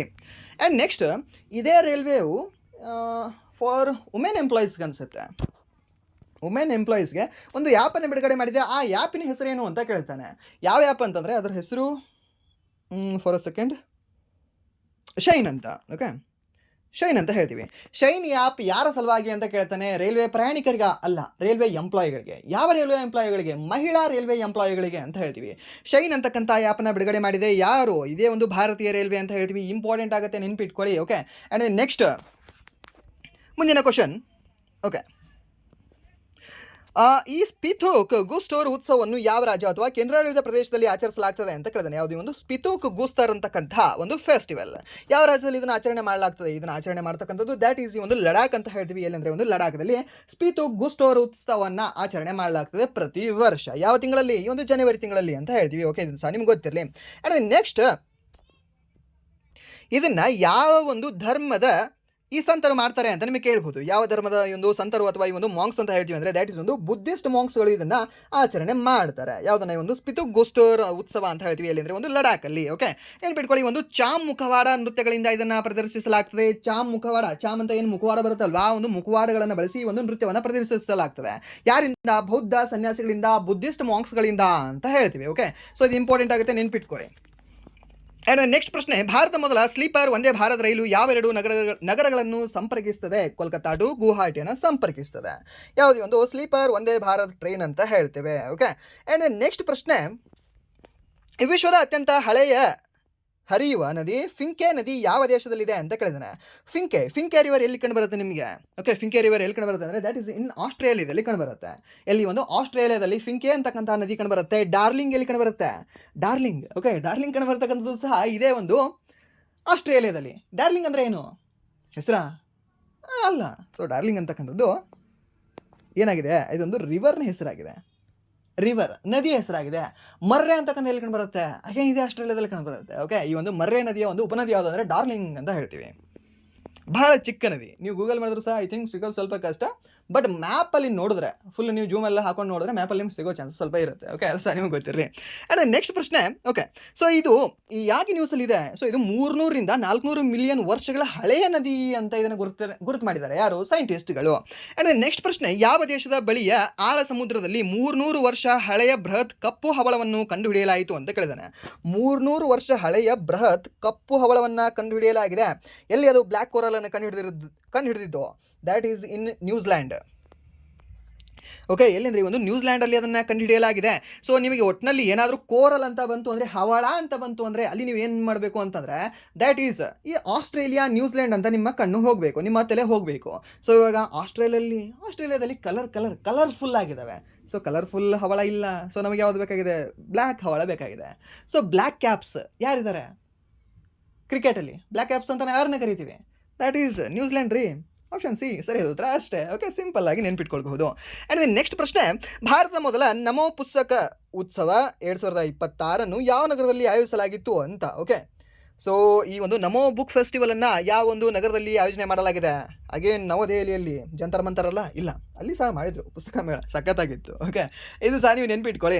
ಆ್ಯಂಡ್ ನೆಕ್ಸ್ಟ್ ಇದಕ್ಕೆ ಸಂಬಂಧಪಟ್ಟಿರ್ತಕ್ಕಂಥ ಇನ್ಫಾರ್ಮೇಷನ್ ಏನು ಅಂದರೆ, ಇದನ್ನು ಉದ್ಘಾಟನೆ ಮಾಡಿರ್ತಕ್ಕಂಥ ವ್ಯಕ್ತಿ ಯಾರು ಅಂದರೆ ಕೇಂದ್ರ ಸಚಿವ ಡಾಕ್ಟರ್ ಜಿತೇಂದ್ರ ಸಿಂಗ್ ಅವರು ಅಂತ ಹೇಳ್ತೀವಿ. ಯಾರು? ಒಂದು ಜಿತೇಂದ್ರ ಸಿಂಗ್. ಹಾಗಾದರೆ ಇದನ್ನು ಸಹ ಮೀನ್ಸ್ ಇದರ ಜೊತೆಗೆ ಮತ್ತೆ ಯಾವ ಪುಸ್ತಕಗಳನ್ನು ಇಲ್ಲಿ ಲಾಂಚ್ ಮಾಡಿದರು ಅಂತಂದರೆ ದ್ಯಾಟ್ ಇಸ್ ಒಂದು ಮಹಾತ್ಮ ಅಂತಕ್ಕಂಥ ಪುಸ್ತಕ, ಹಾಗೆ ಒಂದು ಝನ್ ವಿ ಬನೋ ಅಂತಕ್ಕಂಥ ಪುಸ್ತಕವನ್ನು ಸಹ ಇಲ್ಲಿ ರಿಲೀಸ್ ಮಾಡಲಾಗಿದೆ. ಇಲ್ಲಿ ಒಂದು ನಮ್ಮ ಬುಕ್ ಫೆಸ್ಟಿವಲಲ್ಲಿ. ಎಲ್ಲಿ ಕಂಡು ಬರುತ್ತೆ ಇದು? ಈ ಒಂದು ನವದೆಹಲಿಯಲ್ಲಿ ಕಂಡು ಬರ್ತಾ ಇತ್ತು ಇನ್ ಜನವರಿಯಲ್ಲಿ. ಅದೇ ನೆಕ್ಸ್ಟ್ ಪ್ರಶ್ನೆ, ಇತ್ತೀಚೆಗೆ ದೂರಸಂಪರ್ಕ ಸಹಕಾರದ ಕುರಿತಾದ ಭಾರತ ಮತ್ತು ಯಾವ ದೇಶಗಳ ನಡುವೆ ಜಂಟಿ ಉದ್ದೇಶದ ಘೋಷಣೆಗೆ ಸಹಿ ಹಾಕಲಾಯಿತು ಅಂತ ಕೇಳಿದ್ದಾನೆ. ಯಾವ ದೇಶಗಳ ಮಧ್ಯೆ ಇದು ಸಹಿ ಹಾಕಲಾಗಿದೆ? ಯಾವ ದೇಶ ಇರ್ಬೋದು ಅದು? The joint declaration of intent of telecommunication cooperation was signed between India and Germany ಅಂತ ಹೇಳ್ತೀವಿ. ಸರಿ, ಯಾವುದು ಅಂದರೆ ಒಂದು ಜರ್ಮನಿ ದೂರಸಂಪರ್ಕ ಸಹಕಾರದ ಕುರಿತು. ದೂರಸಂಪರ್ಕ ಅಂದರೆ ನಾವೇನಂತ ಹೇಳ್ಬೋದು ಇಂಗ್ಲೀಷಲ್ಲಿ? ಟೆಲಿಕಮ್ಯುನಿಕೇಷನ್ ಕೋಆಪರೇಷನ್ ಅಂತ ಹೇಳ್ತೀವಿ. ಸೊ ಇದನ್ನು ಇಂಗ್ಲೀಷಲ್ಲಿ ಸ್ವಲ್ಪ ನೆನ್ಪಿಟ್ಕೊಳ್ಳಿ. ಓಕೆ, ನೀವು ಕನ್ನಡದಲ್ಲಿ ನೆನ್ಪಿಟ್ಕೊಂಡ್ರೆ ಪ್ರಾಬ್ಲಮ್ ಇಲ್ಲ, ಬಟ್ ಇದನ್ನು ನೆನ್ಪಿಟ್ಕೊಳ್ಳಿ. ದೂರಸಂಪರ್ಕ ಸಹಕಾರದ ಒಂದು ಸೈನ್ ಆಗಿರ್ತಕ್ಕಂಥದ್ದು ಜಾಯಿಂಟ್ ಡಿಕ್ಲರೇಷನ್ ಇಂಟೆಂಟ್ ಯಾವ ದೇಶಗಳ ಮಧ್ಯೆ ಆಗಿದೆ ಅಂದರೆ ಒಂದು ಇಂಡಿಯಾ ಮತ್ತು ಈ ಒಂದು ಜರ್ಮನಿ ಅಂತ ಹೇಳ್ತೇವೆ. ನಮ್ಮ ಸುಭಾಷ್ ಚಂದ್ರ ಬೋಸ್ ಅವರು ಸಹ ಈ ಹಿಟ್ಲರನ್ನು ಕನೆಕ್ಟ್ ಮಾಡಬೇಕು ಅಂತಂದರೆ ಟೆಲಿಕಮ್ಯುನಿಕೇಷನ್ ಮೂಲಕ ಅವ್ರನ್ನ ಕನೆಕ್ಟ್ ಮಾಡಬೇಕು ಅಂತ ಟ್ರೈ ಮಾಡಿದ್ರು, ಬಟ್ ಕನೆಕ್ಟ್ ಆಗಲಿಲ್ಲ. ಸೊ ದ್ಯಾಟ್ಸ್ ವೈ ಅವ್ರು ಏನಾಗ್ತಾರೆ ಅಂದರೆ ಈ ಒಂದು ಕೋಲ್ಕತ್ತಾದ ಗೃಹ ಬಂದರದಿಂದ ತಪ್ಪಿಸ್ಕೊಂಡು ಈ ಪಾಕಿಸ್ತಾನದ ಅಫ್ಘಾನಿಸ್ತಾನದ ಮೂಲಕ ಏನು ಮಾಡ್ತಾರೆ ಅಂದರೆ ಜರ್ಮನಿ ಹೋಗ್ತಾರೆ. ಜರ್ಮನಿಗೆ ಹೋಗಿ ಹಿಟ್ಲರ್ನ ಮೀಟ್ ಆಗ್ತಾರೆ. ಸೊ ಟೆಲಿಕಮ್ಯುನಿಕೇಷನ್ ಏನು ಒಂದು ಟೆಲಿಕಮ್ಯುನಿಕೇಷನ್ ಮೀನ್ಸ್ ಇದು ಸತ್ಯ ಅಲ್ಲ, ನಾನು ಹೇಳಿದ ಕತೆ ಸತ್ಯ ಅಲ್ಲ. ಮೀನ್ಸ್ ಟೆಲಿಕಮ್ಯುನಿಕೇಷನ್ ಅವರು ಕಾಲಿಂದ ಏನೂ ಟ್ರೈ ಮಾಡಿರಲ್ಲ, ಡೈರೆಕ್ಟಾಗಿ ಅಲ್ಲೇ ಹೋಗಿ ಮೀಟ್ ಆಗ್ತಾರೆ. ಬಟ್ ನಿಮ್ಗೆ ಸುಮ್ಮನೆ ಹೇಳಿದೆ, ಇದು ನೆನಪುಳಿಬಹುದು ನಿಮಗೆ ಅಂತ. ಜರ್ಮನಿ. ಓಕೆ, ನೆಕ್ಸ್ಟ್ ಈ ಒಂದು G7 ಭಾಗವಾಗಿದೆ ಈ ಒಂದು ಜರ್ಮನಿ. ಈ 4 ದೇಶಗಳಿದಾವಲ್ವ, ಇವು G7 ಕಂಟ್ರೀಸ್ಗಳು ಅಂತ ಹೇಳ್ತೀವಿ. 4 ಸಹ ಟೋಟಲ್ ಎಷ್ಟಿದೆ G7ನಲ್ಲಿ? 7 ಕಂಟ್ರೀಸ್ಗಳಿದ್ದಾವೆ. ಆ್ಯಂಡ್ ನೆಕ್ಸ್ಟ್ ಪ್ರಶ್ನೆ, ಓಕೆ, ನೆಕ್ಸ್ಟ್ ಪ್ರಶ್ನೆ ಅನ್ನೋಕ್ಕಿಂತ ಮುಂಚೆ ರೀಸೆಂಟಾಗಿ ಒಂದು ಯಾವುದು ಐ ಥಿಂಕ್ MPSC ಅನಿಸುತ್ತೆ, MPSC ಆರ್ BPSCಯಲ್ಲಿ ಕ್ವಶನ್ ಕೇಳಿದ್ದ ಏನಂತಂದರೆ ಈ G20ಯಲ್ಲಿ ಎಷ್ಟು ಸದಸ್ಯ ರಾಷ್ಟ್ರಗಳಿದ್ದಾವೆ ಅಂತ ಕೇಳಿದ್ದ. ಓಕೆ, ಎಷ್ಟಿದ್ದಾವೆ G20ಯಲ್ಲಿ? 20 ಸದಸ್ಯ ಮೆಂಬರ್ಗಳಿದ್ದಾವೆ ಅಂತ. ಓಕೆ, ಸದಸ್ಯರಿದ್ದಾರೆ ಅಂತ. ಫಸ್ಟ್ ಆಪ್ಷನ್ ಇದು ರಾಂಗ್. ಎಷ್ಟಿದ್ದಾವೆ ಅಂತಂದರೆ 19 ರಾಷ್ಟ್ರಗಳು 2 ಸಂಘಟನೆಗಳು ಕಂಡು ಬರ್ತವೆ. ಸೊ ಟೋಟಲಿ ಅದನ್ನು G20 ಅನ್ನೋ ಬದಲಾಗಿ ನಾವು G21 ಅನ್ನಬೇಕು ಇನ್ನು ಮುಂದೆ. ಆ್ಯಕ್ಚುಲಿ ಓಕೆ, G21 ಅಂತ ಸಹ ನಿಮ್ಗೆ ಬರುತ್ತೆ. ನೀವು ಬೇಕಾದರೆ ಗೂಗಲ್ ಮಾಡ್ಕೊಂಡು ನೋಡ್ಕೊಳ್ಳಿ. G21 founded in which year ಅಂತ ಹಾಕಿ, ಇಲ್ಲಾಂದರೆ G20+1 ಇಯರ್ ಅಂತ ಹಾಕಿ, ನೀವು ಅಲ್ಲಿ ನಿಮಗೆ ಗೊತ್ತಾಗುತ್ತೆ. ಸೊ ಇದನ್ನ ಕೇಳಿದ. ಸೊ ಈ ಒಂದು 19 ರಾಷ್ಟ್ರಗಳು ನಿಮಗೆ ಗೊತ್ತಿದ್ದಾವೆ. 19 ರಾಷ್ಟ್ರಗಳು ಯಾವ್ದು? ಈ ಒಂದು G7 ಪ್ಲಸ್ ನಿಮಗೆ ರಿಮೈನಿಂಗ್ ಯಾವ್ದು ಬರುತ್ತೆ ನಿಮಗೆ 12 ರಾಷ್ಟ್ರಗಳು ಬರ್ತವೆ. ಪ್ಲಸ್ ಇನ್ನೂ 2 ಸಂಸ್ಥೆಗಳು ಯಾವುದು ಅಂದರೆ, ಒಂದು ಯುರೋಪಿಯನ್ ಯೂನಿಯನ್, ಇನ್ನೊಂದು ಯಾವುದು ರೀಸೆಂಟಾಗಿ ಆಫ್ರಿಕನ್ ಯೂನಿಯನ್. ಇವೆರಡೂ ಸಹ ಸೇರ್ಪಡೆಗೊಂಡಿದ್ದಾವೆ ಯಾವುದರಲ್ಲಿ? G21 okay. ಸೊ ಸ್ವಲ್ಪ ಬೇರೆ ಬೇರೆ ಕ್ವಶನ್ ಪೇಪರ್ಗಳನ್ನ ನಿಮ್ಗೆ ಸಾಲ್ವ್ ಮಾಡಿದಾಗ ಸ್ವಲ್ಪ ವೈಡ್ ಆ್ಯಂಗಲಲ್ಲಿ ಹೇಗೆ ಥಿಂಕ್ ಮಾಡ್ಬೋದು, ಹೇಗೆ ಕೇಳಬಹುದು ಅಂತ ನಿಮ್ಗೆ ಗೊತ್ತಾಗುತ್ತೆ. ಸೊ ಇದು ಸ್ಥಾಪನೆ ಆಗಿರುವಾಗ 1999 ಆಗಿಲ್ವಾ? ಸೊ ನಮ್ಮ ಭಾರತ ಜಾಯ್ನ್ ಆಗಿದೆ ಇದಕ್ಕೆ G20ಗೆ 1999 ಜಾಯ್ನ್ ಆಗಿದೆ. WTO ಸ್ಥಾಪನೆ ಆಗಿದೆ ಇವಾಗ 1995 ಆ್ಯಕ್ಟ್ ಯಾವಾಗ ಬಂದಿರೋದು ಅದು? ಸೊ ಅದು ಬಂದಿರತಕ್ಕಂಥದ್ದು 1994 ಆ್ಯಕ್ಟ್ ಬರುತ್ತೆ. ಓಕೆ, ಸೊ ಅದು ಸಹ ನಿಮ್ಗೆ ಗೊತ್ತಿರಬೇಕಾಗತ್ತೆ. ಆ್ಯಂಡ್ ನೆಕ್ಸ್ಟ್ ಪ್ರಶ್ನೆ, 2025 ವೆನಿಜುವೆಲಾದ ನೊಬೆಲ್ ಶಾಂತಿ ಪ್ರಶಸ್ತಿ ವಿಜೇತೆ ಯಾರು? ಅವರು ತಮ್ಮ ಪದಕವನ್ನು ಡೊನಾಲ್ಡ್ ಟ್ರಂಪ್ ಅವರಿಗೆ ಪ್ರಸ್ತುತಪಡಿಸಿದರು ಅಂತ ಕೇಳಿದ್ದಾರೆ. ಯಾರಿಗೆ ಕೊಟ್ಟರು ಅವರು? ಯಾರು ಅಂದರೆ ಮರಿಯಾ ಕೊರಾನಾ ಮಚಾಡೋ ಅವರಿಗೆ ಇವರಿಗೆ ನೀಡಲಾಗಿತ್ತು. ವೆನಿಜುವೆಲಾದ ಅಪೋಸಿಷನ್ ಲೀಡರ್ ಆಗಿದ್ರು ಇವರು. ಓಕೆ, ಸಾಮಾಜಿಕ ಕಾರ್ಯಕರ್ತೆಯೂ ಹೌದು, ಹಾಗೆ ಅಪೋಸಿಷನ್ ಲೀಡರ್ ಸಹ ಹೌದು ಇವರು. ಸೊ ಇವ್ರು ಏನು ಮಾಡಿದ್ದಾರೆ, ಇನ್ನು ಅಕ್ಟೋಬರಲ್ಲಿ ಇವರಿಗೆ ನೊಬೆಲ್ ಪ್ರಶಸ್ತಿ ನೀಡಲಾಗ್ತದೆ. ಇವ್ರು ಏನು ಮಾಡ್ತಾರೆ, ಜನವರಿಯಲ್ಲಿ ಅಣ್ಣ ಇದು ನನಗೆ ಬಂದಿಲ್ಲ, ಸೊ ಪಾಪ ಆತ ಅಷ್ಟು ಕಷ್ಟಪಡ್ತಿದ್ದಾನೆ, ಇರಾನ್ ಮೇಲೆ ಯುದ್ಧ ಮಾಡ್ತಿದ್ದಾನೆ, ವೆನಿಜುವೆಲಾದ ನಮ್ಮ ಒಬ್ಬ ಪ್ರೆಸಿಡೆಂಟ್ನ ಎತ್ತಾಕೊಂಡು ಹೋಗಿದ್ದಾನೆ, ಎಷ್ಟು ಶಾಂತಿ ಇರಬೇಡ ಇವನಿಗೆ, ಎಷ್ಟು ಮನಸ್ಸಲ್ಲಿ ಸ್ವಲ್ಪ ಆತ್ಮತೃಪ್ತಿ ಇರಬೇಡ ಇವನಿಗೆ, ಸೊ ಅದಕ್ಕೆ ಇವನಿಗೆ ಕೊಡೋಣ ನಾವು ಅಂತ ಏನು ಮಾಡಿದ್ದಾರೆ, ಈ ಅಕ್ಕ ಹೋಗಿ ಅವರ ಕಾಲಲ್ಲಿ ಅರ್ಪಣೆ ಮಾಡಿ ಬಂದಿದ್ದಾರೆ.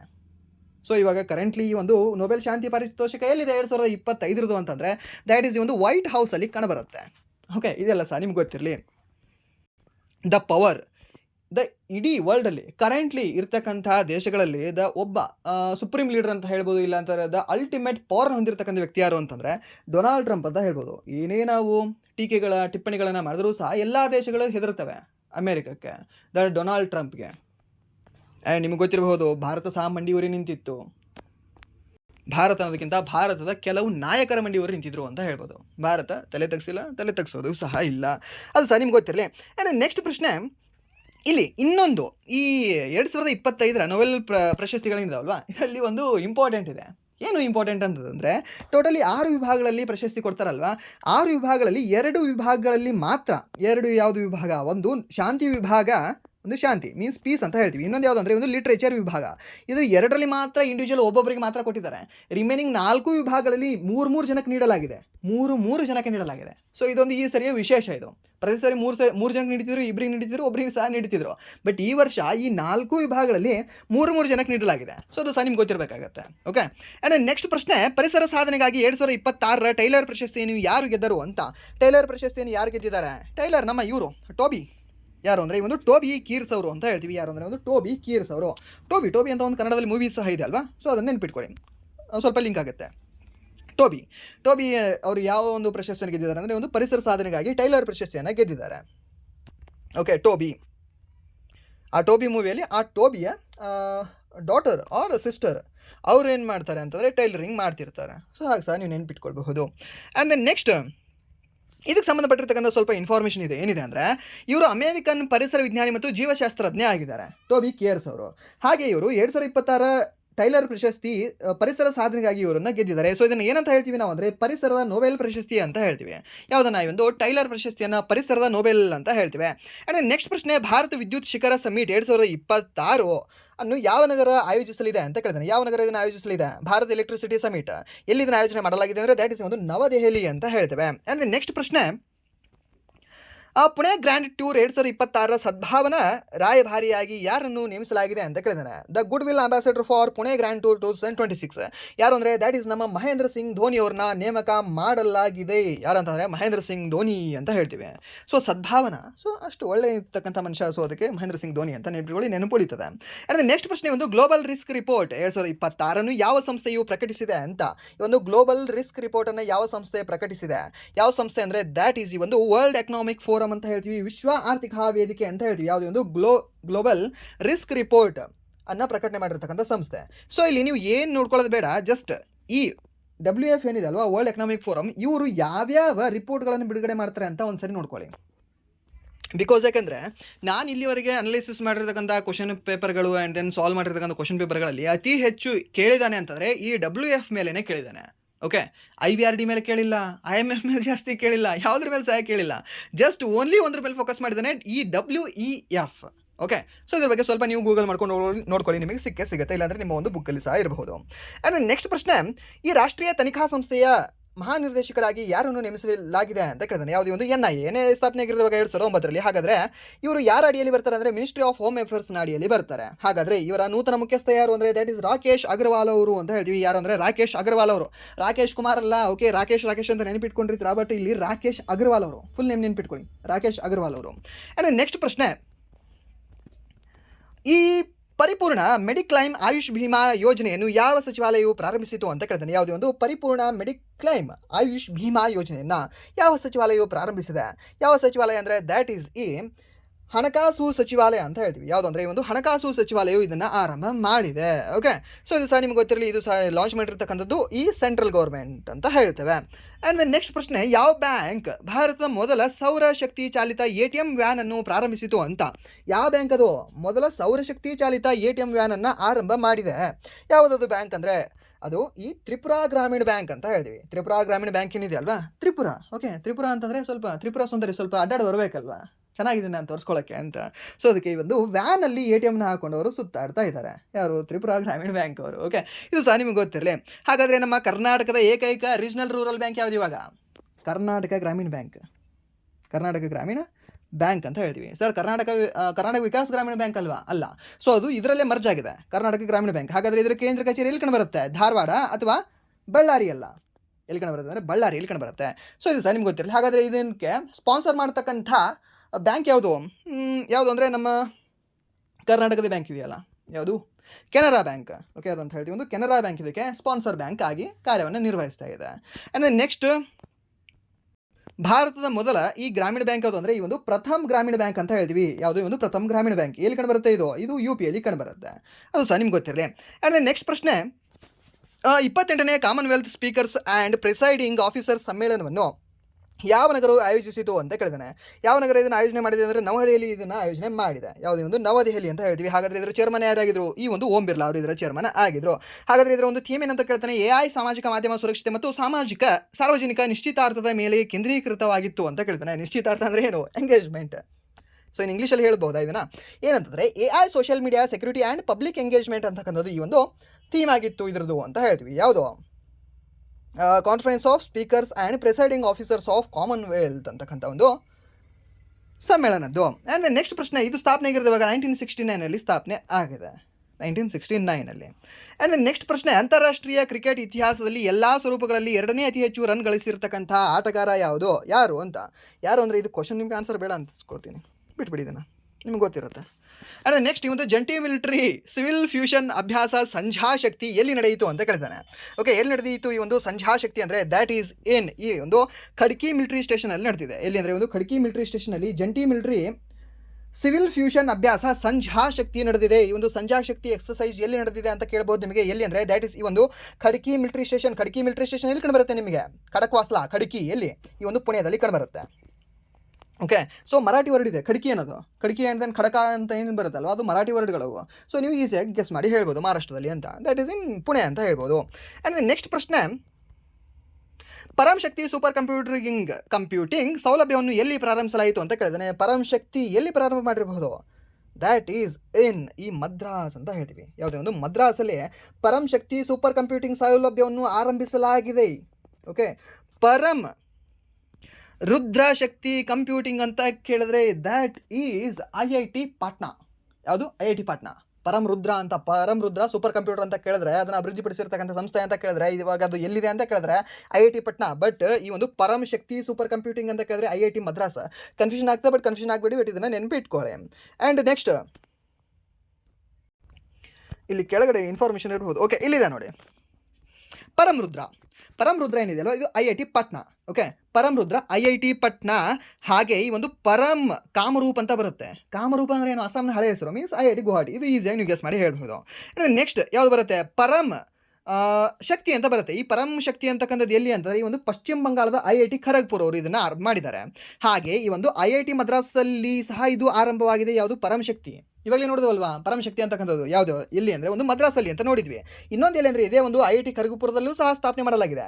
ಹಾಗೆ ಜಸ್ಟ್ ಪರಂ ಪ್ರವೇಗ ಅಂತ ಕೇಳಿದ್ರೆ that is IISc Bengaluru, Indian institute of science ಅಂತ ಹೇಳ್ತೀವಲ್ವಾ, 1999 1909 ಇದು ಸ್ಥಾಪನೆ ಆಗಿದೆ. ಸೊ ಆ ಒಂದು IISc ಬೆಂಗಳೂರಲ್ಲಿ ಈ ಒಂದು ಪರಂ ಪ್ರವೇಗ ಇದೆ. ಪರಂ ಪ್ರವೇಗ ಅದನ್ನು ಸ್ಥಾಪನೆ ಮಾಡಲಾಗಿದೆ. ಪರಂ ಗಂಗಾ ಎಲ್ಲಿ ಅಂದರೆ ಉತ್ತರಾಖಂಡದಲ್ಲಿ ಹರಿತಾಳೆ. ಸೊ ಉತ್ತರಾಖಂಡದಲ್ಲಿ ಹುಟ್ಟುತ್ತಾಳೆ. ಸೊ ಅದಕ್ಕೆ ಪರಂ ಗಂಗಾ ಈ ಒಂದು IIT ರೂರ್ಕಿಯಲ್ಲಿ ಕಂಡುಬರುತ್ತೆ. ರೂರ್ಕಿ ಅದು ನಿಮ್ಗೆ ಗೊತ್ತಿರಬೇಕಲ್ಲ, ರೂರ್ಕಿಯಲ್ಲಿದೆ ಅಂತ ಉತ್ತರಾಖಂಡದಲ್ಲಿ. ಸೊ ಅದನ್ನು ನೆನ್ಪಿಟ್ಕೊಳ್ಳಿ. ನೆಕ್ಸ್ಟ್ ಒಂದು ಪರಂ ಪೊರುಲ್ ಅಂತ ಬರುತ್ತೆ. ಯಾವುದು ಪರಂ ಪೊರುಲ್ ಇದೆಲ್ಲಿ ಅಂದರೆ NIT ತಿರುಚಿರಾಪಳ್ಳಿ ಅಂತ ಹೇಳ್ತೀವಿ. IIT ಅಲ್ಲ, ಬದಲಾಗಿ NIT ತಿರುಚಿರಾಪಳ್ಳಿ ಅಂತ ಹೇಳ್ತೀವಿ. ಇದು ಸಹ ನೆನ್ಪಿಟ್ಕೊಳ್ಳಿ. ಸೊ ಈ 6 ಇಂಪಾರ್ಟೆಂಟ್ ಆಗ್ತವೆ ನಿಮಗೆ. ಓಕೆ, ಯಾವುದು ಇದೊಂದು ಪರಂ ರುದ್ರ ಪಾಟ್ನಾ, ಪರಂ ಕಾಮರೂಪ ಅಸ್ಸಾಂ, ಪರಂ ಶಕ್ತಿ ಈ ಪಶ್ಚಿಮ ಬಂಗಾಳ, ಹಾಗೆ ಒಂದು ಮದ್ರಾಸ್ ಅಂತ ಹೇಳ್ತೀವಿ. ಹಾಗೆ ನೀವೊಂದು ಪರಂ ಪ್ರವೇಗ ನಮ್ಮ ಕರ್ನಾಟಕದಾದರೂ ನೆನ್ಪಿಟ್ಕೊಳ್ಳಿ. ಇದಾದರೂ ಈಸಿಯಾಗಿ ನೀವು ನೆನ್ಪಿಟ್ಕೊಳ್ಳೇಬೇಕು. ಪರಂ ಪ್ರವೇಗ ಎಲ್ಲಿ IISc ಬೆಂಗಳೂರಲ್ಲಿ. ಅದು ನೆಕ್ಸ್ಟ್ ಒಂದು ಪರಂ ಗಂಗಾ ಎಲ್ಲಿ ಅಂದರೆ ಒಂದು IIT ರೂರ್ಕಿಯಲ್ಲಿ ಅಂತ ಹೇಳ್ತೀವಿ. ಅಂದರೆ ನೆಕ್ಸ್ಟ್ ಒಂದು ಪರಂ ಪೋರುಲ್ ಅನ್ನೋದು ಎಲ್ಲಿ ಅಂದರೆ ಒಂದು NIT ತಿರುಚಿರಾಪಳ್ಳಿ ಅಂತ ಹೇಳ್ತೀವಿ. ಅಂದರೆ ನೆಕ್ಸ್ಟ್ ಪ್ರಶ್ನೆ ಒಂದು ಮಹಿಳೆಯರು ಮತ್ತು ಮಕ್ಕಳಿಗೆ ಸೇವೆಗಳನ್ನು ಸುಧಾರಿಸಲು ಈ ಪನ್ಖುಡಿ ಯಾವುದು ಅಂದರೆ ಒಂದು ಪನ್ಖುಡಿ ಪೋರ್ಟಲನ್ನು ಯಾರು ಪ್ರಾರಂಭಿಸಿದರು ಅಂತ ಕೇಳಿದಾನೆ. ಈ ಒಂದು ಪನ್ಖುಡಿ ಪೋರ್ಟಲನ್ನು ಆರಂಭ ಮಾಡಿರ್ತಕ್ಕಂಥವ್ರು ಅನ್ನಪೂರ್ಣಾ ದೇವಿ ಅಂತ ಹೇಳಿದ್ವಿ. ಯಾರು ಅಂದರೆ ಒಂದು ಅನ್ನಪೂರ್ಣಾ ದೇವಿಯವರು. ಹಾಗೆ ಇವರ ಹೆಸರು ನಾವು ಗೆಸ್ ಮಾಡಿ ಹೇಳ್ಬೋದು. ಯಾಕೆ ಅಂದರೆ ಈ ಮಹಿಳೆಯರು ಮತ್ತು ಮಕ್ಕಳು ಅಂತಂದರೆ ಆ ಒಂದು ಸಚಿವಾಲಯದ ಸಚಿವೆ ಯಾರಿದ್ದಾರೆ, ಅನ್ನಪೂರ್ಣಾ ದೇವಿಯವರು. ಸಿಂಪಲ್ ಆಗಿ ಹೇಳ್ಬೋದು. ಆ್ಯಂಡ್ ನೆಕ್ಸ್ಟ್ ಒಂದು ಸುಭಾನ್ ಸಿರಿ ಜಲ ವಿದ್ಯುತ್ ಯೋಜನೆ ಯಾವ ರಾಜ್ಯದಲ್ಲಿದೆ ಅಂತ ಕೇಳಿದ್ದಾನೆ. ಸುಭಾನ್ ಸಿರಿ ಎಲ್ಲಿ ಕಂಡುಬರುತ್ತೆ ನಿಮಗೆ ಹೇಳ್ಬೋದಾ? ಸುಭಾನ್ ಸಿರಿ ಎಲ್ಲಿ ಕಂಡುಬರುತ್ತೆ ಅಂದರೆ ದ್ಯಾಟ್ ಈಸ್ ಇನ್ ಅರುಣಾಚಲ ಪ್ರದೇಶದಲ್ಲಿ ಕಂಡುಬರುತ್ತೆ. ಯಾವುದೇ ಒಂದು ಸುಭಾನ್ ಸಿರಿ ಕಂಡುಬರ್ತಕ್ಕಂಥದ್ದು ಎಲ್ಲಿ ಅಂದರೆ ಈ ಒಂದು ಅರುಣಾಚಲ ಪ್ರದೇಶ ಅಂತ ಹೇಳ್ತೀವಿ. ಓಕೆ, ಇದನ್ನು ನೆನ್ಪಿಟ್ಕೊಳ್ಳಿ. ಅರುಣಾಚಲ ಪ್ರದೇಶದಲ್ಲಿ ಒಂದು ಸುಭಾನ್ ಸಿರಿ ಅಂತಕ್ಕಂಥ ಜಲ ವಿದ್ಯುತ್ ಯೋಜನೆ ಕಂಡುಬರುತ್ತೆ. ಓಕೆ, ಸೊ ಇದು ನೆನ್ಪಿಟ್ಕೊಳ್ಳಿ. ಇದು ಸಹ ನಿಮಗೆ ಕೇಳೋ ಚಾನ್ಸಸ್ ಇರುತ್ತೆ. ಅಂದರೆ ನೆಕ್ಸ್ಟ್ ಆಶಾ ಒನ್ ಮೊಬೈಲ್ ಘಟಕವನ್ನು ಯಾವ ಭಾರತೀಯ ರಾಜ್ಯದಲ್ಲಿ ಪ್ರಾರಂಭಿಸಲಾಯಿತು ಅಂತ ಕೇಳಿದಾನೆ. ಆಶಾ ಒನ್ ಯಾವ ರಾಜ್ಯದಲ್ಲಿ ಇದನ್ನು ಪ್ರಾರಂಭಿಸಲಾಗಿದೆ? ಯಾವ ರಾಜ್ಯ ಅಂದರೆ ದ್ಯಾಟ್ ಇಸ್ ಒಂದು ಗುಜರಾತ್ ಅಂತ ಹೇಳ್ತೀವಿ. ಯಾವುದೇ ಒಂದು ಆಶಾವನ ಇಲ್ಲಿ ಅಂದರೆ ಒಂದು ಗುಜರಾತಲ್ಲಿ ಆರಂಭ ಮಾಡಲಾಗಿದೆ. ಯಾರು ಇದನ್ನು ಆರಂಭ ಮಾಡಿದರೆ? ಗುಜರಾತ್ನ CM ಭೂಪೇಂದ್ರ ಪಟೇಲ್. ಅಂದರೆ ನೆಕ್ಸ್ಟ್ ಒಂದು ಅಗ್ನಿ ಸರಸುಲ್ಕೋ ವಿಕಸಿಚ್ಚಿನ ಕಮಲಂ ದ್ರೌಪದಿ ಮುರ್ಮು ಪುಸ್ತಕದ ಲೇಖಕರು ಯಾರು ಅಂತ ಕೇಳಿದ್ದಾರೆ. ಯಾರು ಅಂದರೆ ದ್ಯಾಟ್ ಇಸ್ ಒಂದು ಯಾರ್ಲಾಗಡ್ಡ ಲಕ್ಷ್ಮೀ ಪ್ರಸಾದ್ ಅಂತ ಹೇಳ್ತೀವಿ. ಯಾರು ಒಂದು ಯಾರ್ಲಾಗಡ್ಡ ಲಕ್ಷ್ಮೀ ಪ್ರಸಾದ್ ಅವರು ಈ ಅಗ್ನಿ ಸರಸುಲ್ಕೋ ವಿಕಸಿಚ್ಚಿನ ಕಮಲಂ ದ್ರೌಪದಿ ಮುರ್ಮು ಅಂತಕ್ಕಂಥ ಪುಸ್ತಕವನ್ನು ಬರೆದಿರ್ತಕ್ಕಂಥ ವ್ಯಕ್ತಿ ಆಗಿದ್ದಾರೆ. ಆ್ಯಂಡ್ ನೆಕ್ಸ್ಟ್ ಪ್ರಶ್ನೆ, ಓಕೆ, ಇದು ಇಂಪಾರ್ಟೆಂಟ್ ಆಗುತ್ತೆ ನೋಡಿ. ಅಗ್ನಿ ಸರಸುಲ್ಕೋ ಯಾಕಂದರೆ ನಮ್ಮ ಭಾರತ ರಾಷ್ಟ್ರಪತಿ ಮೇಲೆ ಬರೆದಿರ್ತಕ್ಕಂಥ ಪುಸ್ತಕ ಆಗಿದೆ. Most important. And next okay 15ನೇ ರಾಷ್ಟ್ರಪತಿ ಅವರು ಈ ಒಂದು ತೆಲುಗುಲ್ಲಿ ಬರೆದಿದ್ದಾರೆ. ಸೊ ಅದಕ್ಕೆ ಅದು ಪ್ರೊನೌನ್ಸ್ ಮಾಡೋಕ್ಕೆ ಸ್ವಲ್ಪ ಕಷ್ಟ ಆಯಿತು. ನೆಕ್ಸ್ಟ್ ಪ್ರಶ್ನೆ, ಯಾವ ರಾಜ್ಯವು ಭಾರತದ ಮೊದಲ ಡೀಪ್ ಟೆಕ್ ಸ್ಟಾರ್ಟಪ್ ನೀತಿಯನ್ನು ಪ್ರಾರಂಭಿಸಿತು ಅಂತ ಹೇಳ್ತಾನೆ. ಡೀಪ್ ಟೆಕ್ ಸ್ಟಾರ್ಟಪ್ ನೀತಿಯನ್ನು ಪ್ರಾರಂಭ ಮಾಡಿರ್ತಕ್ಕಂಥ ಒಂದು ರಾಜ್ಯ ಯಾವುದು ಅಂತ. ಯಾವ ರಾಜ್ಯ ಅಂದರೆ ದ್ಯಾಟ್ ಈಸ್ ನಮ್ಮ ತಮಿಳುನಾಡು ಇದನ್ನು ಆರಂಭ ಮಾಡಿದೆ. ಯಾವುದು ಈ ಒಂದು ಡೀಪ್ ಟೆಕ್ ಸ್ಟಾರ್ಟಪ್ ನೀತಿಯನ್ನು ಆರಂಭ ಮಾಡಿರ್ತಕ್ಕಂಥ ರಾಜ್ಯ ಯಾವುದು ಅಂದರೆ ತಮಿಳುನಾಡು. Important question. ಯಾವುದು ಡೀಪ್ ಟೆಕ್ ಸ್ಟಾರ್ಟಪ್ ಪಾಲಿಸಿ.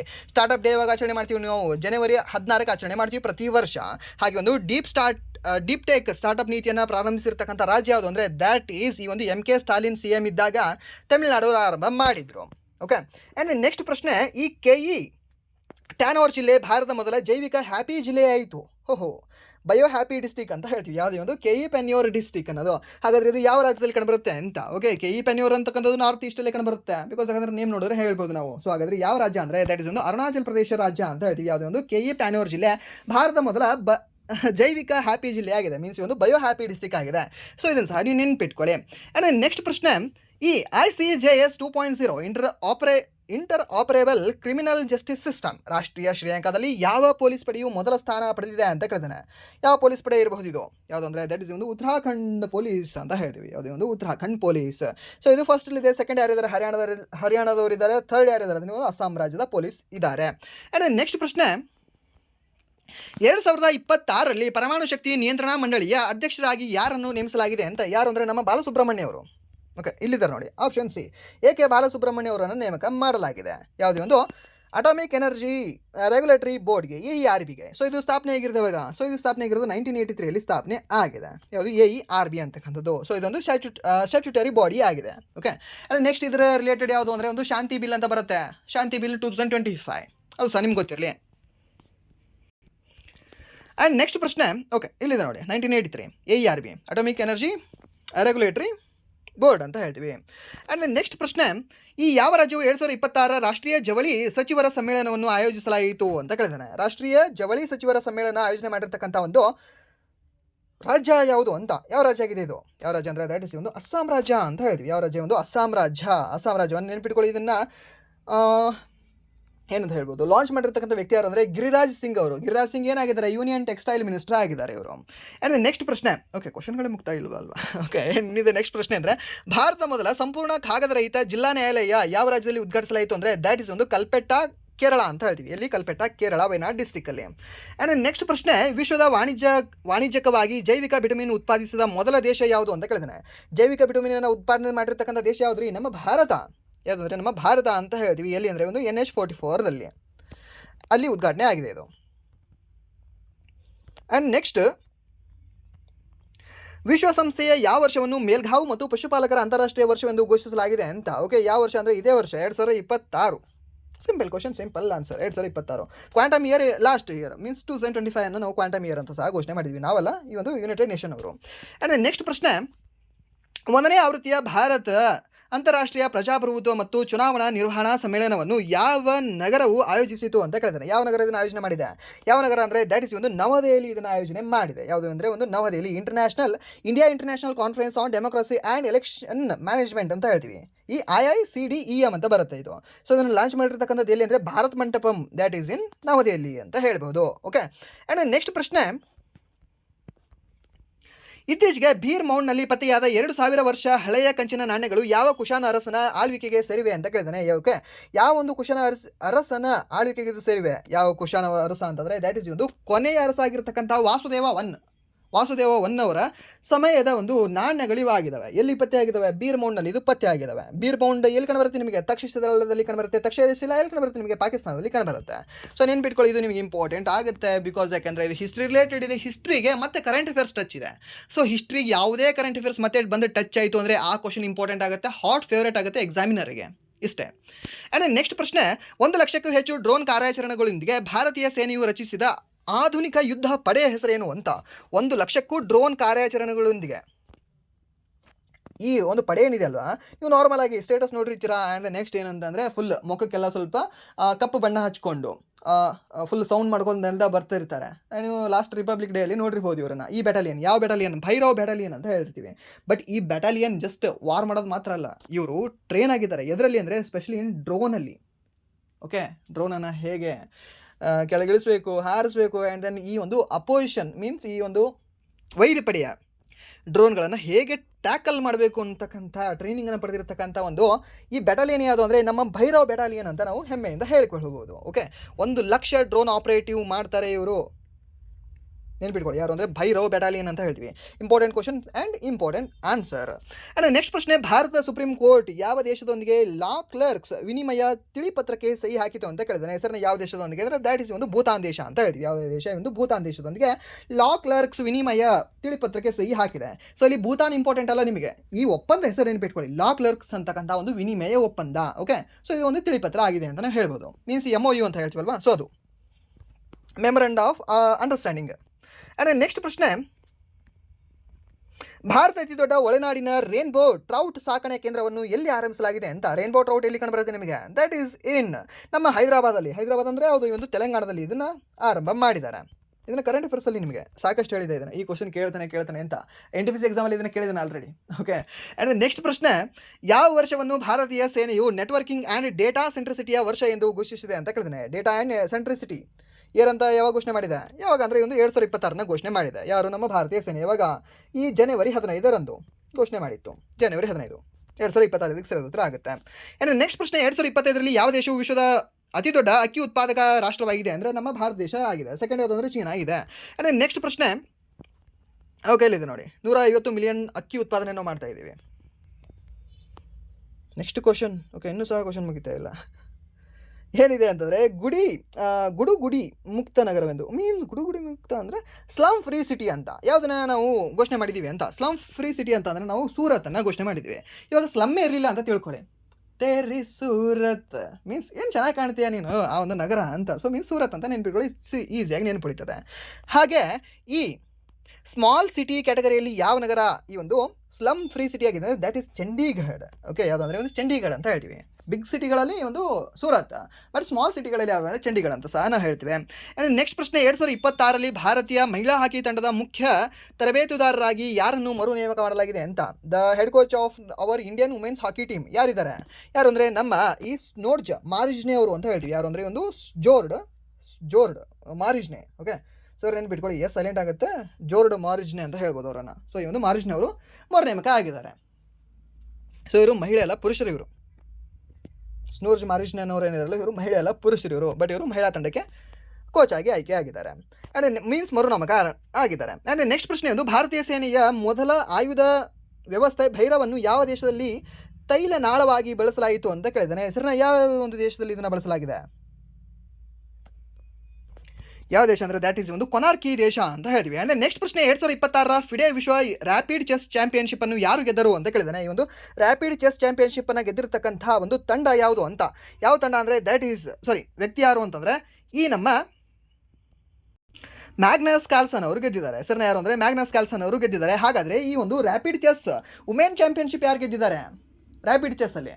ಯಾರು ಅಂದರೆ ಈ ಪ್ರಜ್ಞಾನಂದ ಅವರ ಸಿಸ್ಟರ್. ಪ್ರಜ್ಞಾನಂದ ಅವರ ಸಿಸ್ಟರ್ ಯಾರದು? Okay, R Vaishali. Okay, R Vaishali ಅವರು ರ್ಯಾಪಿಡ್ ಚೆಸ್ ವುಮೆನ್ನಲ್ಲಿ ಅವರು ಗೆದ್ದಿದ್ದಾರೆ. ಸರಿನಾ? ಪುರುಷರಲ್ಲಿ ಅಂದರೆ ಮ್ಯಾಗ್ನಸ್ ಕಾರ್ಲ್ಸನ್ ಅವರು, ವುಮೆನ್ಸಲ್ಲಿ ಯಾರು ಅಂತಂದರೆ ದ್ಯಾಟ್ ಇಸ್ ನಮ್ಮ ಆರ್ ವೈಶಾಲಿ ಅವರು. ಅದು ಸಹ ನಿಮ್ಗೆ ಗೊತ್ತಿಲ್ಲ ಯಾವುದು ಅಂದರೆ ಒಂದು ರ್ಯಾಪಿಡ್ ಚೆಸ್ ಅಂತ ಹೇಳ್ತೀವಿ. ಫಿಡೆ ಚೆಸ್ ಅಲ್ಲ, ಇದು ರ್ಯಾಪಿಡ್ ಚೆಸ್. ಆ್ಯಂಡ್ ನೆಕ್ಸ್ಟ್ ಪ್ರಶ್ನೆ, ಪ್ರತಿ ವರ್ಷ ಇಲ್ಲಿ ಇನ್ನೊಂದು ನಿಮಗೆ ಇಲ್ಲಿ ಚಿನ್ನ ಗೆದ್ದಿರ್ತಕ್ಕಂಥವ್ರು ಮ್ಯಾಗ್ನಸ್ ಕಾರ್ಲ್ಸನ್ ಅವರು. ಹೌದು, ಚಾಂಪಿಯನ್ಶಿಪ್ ವಿನ್ ಆದರು. ಬಟ್ ಕಂಚನ ಗೆದ್ದಿರ್ತಕ್ಕಂಥವ್ರು ಯಾರು ಅಂದರೆ ದ್ಯಾಟ್ ಇಸ್ ನಮ್ಮ ಅರ್ಜುನ್ ಎರಗೈಸಿ ಅವರು ಅಂತ ಹೇಳ್ತೀವಿ. ಓಕೆ, ಇದು ಸಹ ನಿಮ್ಗೆ ಗೊತ್ತಿರಲಿ, ಅರ್ಜುನ್ ಎರಗೈಸಿ ಅವರು. ಆ್ಯಂಡ್ ನೆಕ್ಸ್ಟ್ ಪ್ರಶ್ನೆ, ಪ್ರತಿ ವರ್ಷ ಪ್ರವಾಸಿ ಭಾರತೀಯ ದಿನಾಚರಣೆಯನ್ನು ಯಾವಾಗ ಆಚರಿಸಲಾಗ್ತದೆ? ಸೊ ಇದನ್ನು ಆಚರಣೆ ಮಾಡ್ತಕ್ಕಂಥದ್ದು ಪ್ರತಿ ವರ್ಷ 9 ಜನವರಿಗೆ. ಬಿಕಾಸ್ ಯಾಕಂದರೆ ಗಾಂಧೀಜಿಯವರು ನಮ್ಮ ಭಾರತಕ್ಕೆ ಮರಳಿ ಬಂದಿರತಕ್ಕಂಥ ದಿನ ಅದು. ಆ್ಯಂಡ್ ನೆಕ್ಸ್ಟ್ ಪ್ರಶ್ನೆ,